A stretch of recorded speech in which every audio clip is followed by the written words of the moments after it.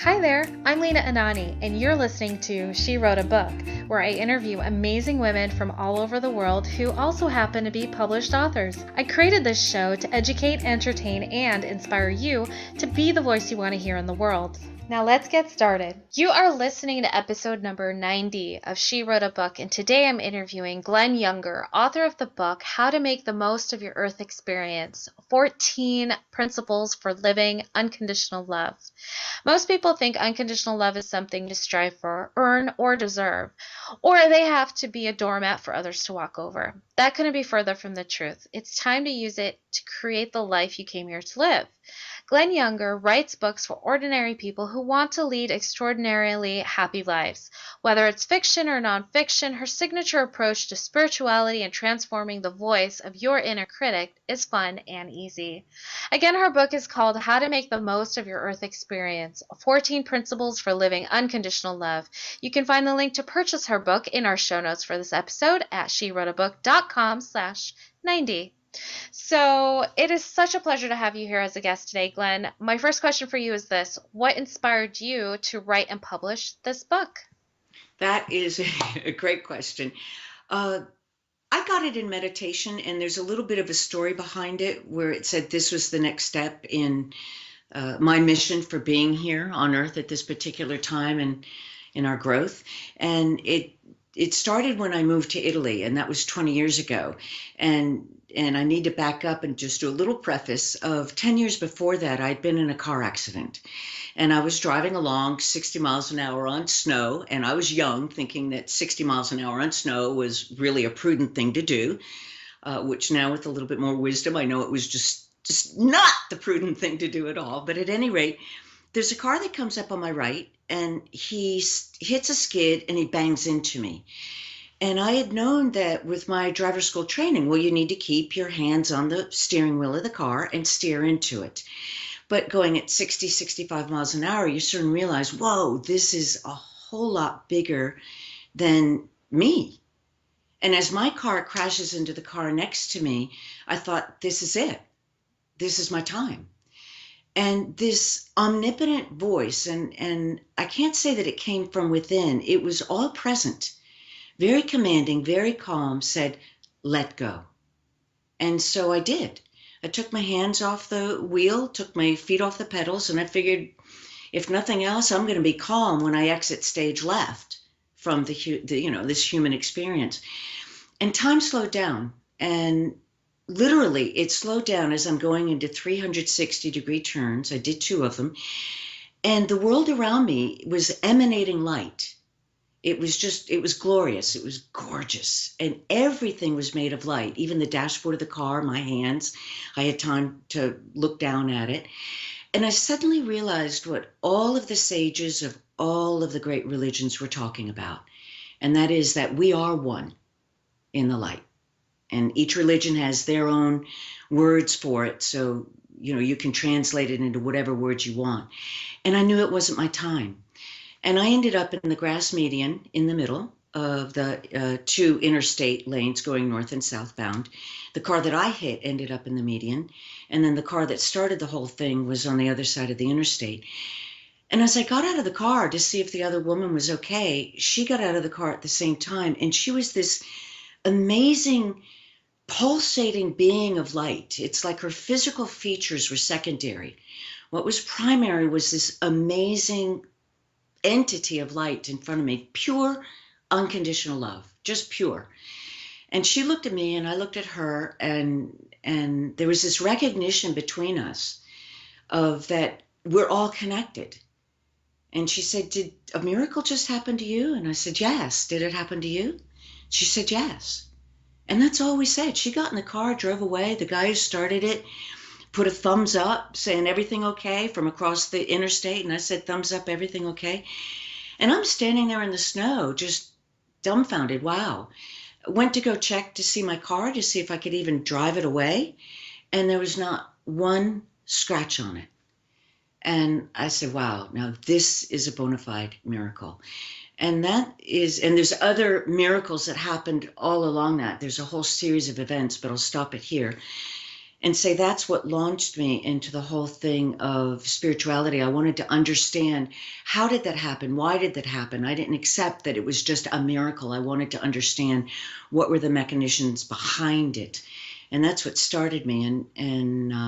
So when I moved to Italy, I was in Venice, and I was on a pilgrimage because I'd become a professional actress using the principles of divine light vibrations.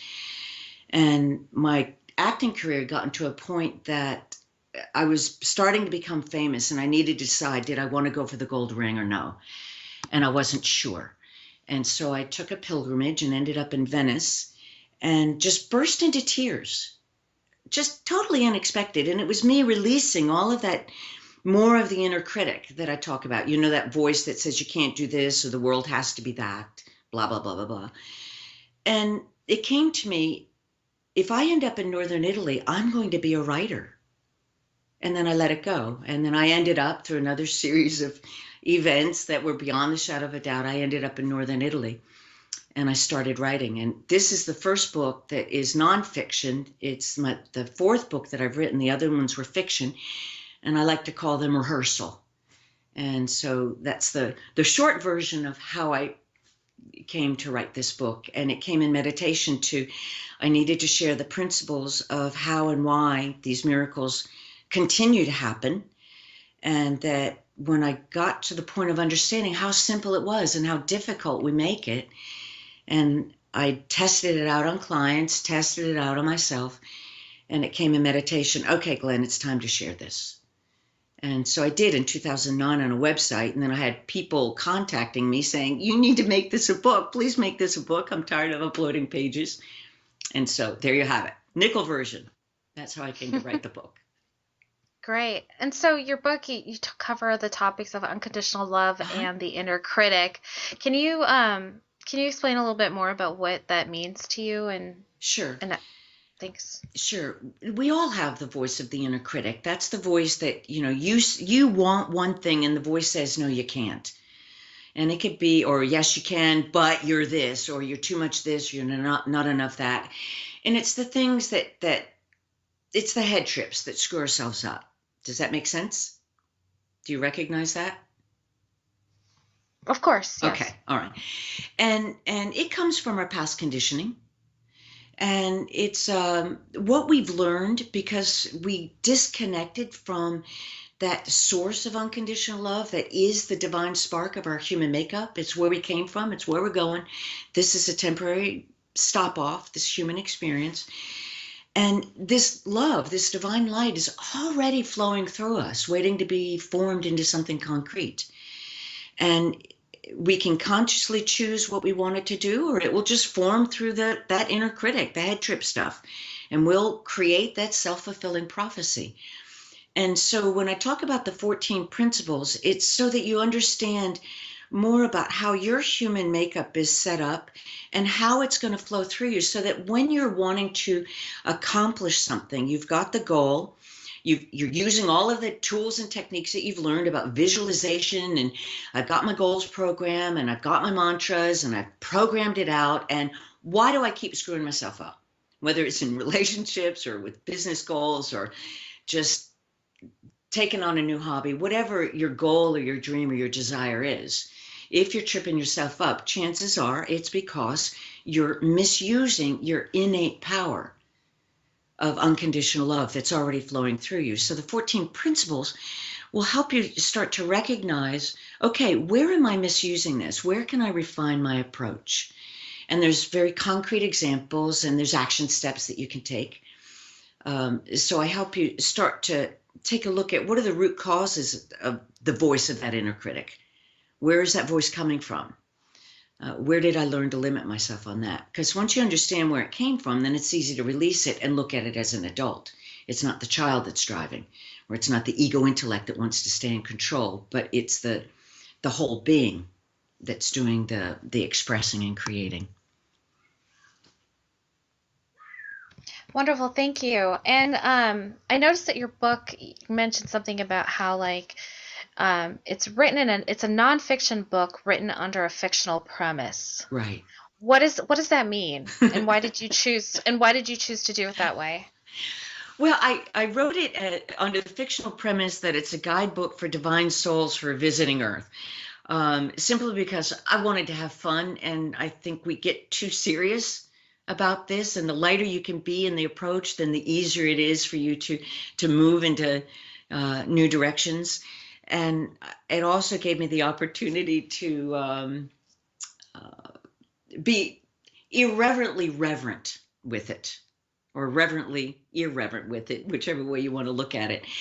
And when you do it that way, it also, I wanted to address the whole issue of the fear of death, because that's the elephant in the room. And that's the base core of so many people's core issues of why they don't want to let go. They want something new, but they don't want to let go of the old. And if you can wrap your head around the fact that you're just here for a short time, make the best of it. Are you living the way you want to live? Are you doing what you want to do? And it doesn't mean upheaval changes. It's just, what do you want? I found that with clients, if they would take that lighter approach, then the results came much, much faster. So that's why I played with it. And there's at the beginning, and I think it's also available on the Amazon thing, I do a letter from the Divine Soul Travel Agency that talks about what it's like to come into the human experience and be born, and you get squeezed down that little tube, and then boom, you're here. And you've gone from this perfect world of being in the mother's womb where the temperature's perfect, you're totally fed, you don't have to worry about gravity. Man, life is good. You can just hang out. And all of a sudden you get squeezed down into this, tube, and it's dark. They pull you upside down. They spank you on your bottom. You burst into tears. They cut off your food source. They put you in your mother's arm and welcome to the human experience. And so of course we're going to carry that memory of, wow, this place could be a tough gig. Does that make sense? Absolutely. So, Glenn, let me ask you this. Okay. What do you love most about being an author? For the upcoming books that are coming up, they're fiction, they're pure fiction. I love the storytelling, and I love when people contact me with the aha moments. And when they say, wow, I did it, it worked, this is amazing, it's so simple. I love that, because that means it's one more person that has awakened on a deeper level to the love of who we are, and they're sharing it along. And so then that gets shared and that gets shared. So that's what I love best about being an author, is just when people contact me and they go, whoa, this is really cool. It's simple and it works. Wonderful. Glenn, thank you so much for being our special guest today. We will have a link to your book in the show notes for this episode. Okay. And our listeners can find that at SheWroteABook.com/90 to learn more about our author and her book. Glenn, thanks again. It's been a pleasure. Thank you so much. I appreciate the opportunity to be here. Thank you for listening to She Wrote a Book. If you enjoyed this episode, then subscribe now so you can automatically get access to all new episodes, and feel free to share your inspired thoughts with us in the comments too. I'd love to hear from you. Until then, may you always feel good and make magic.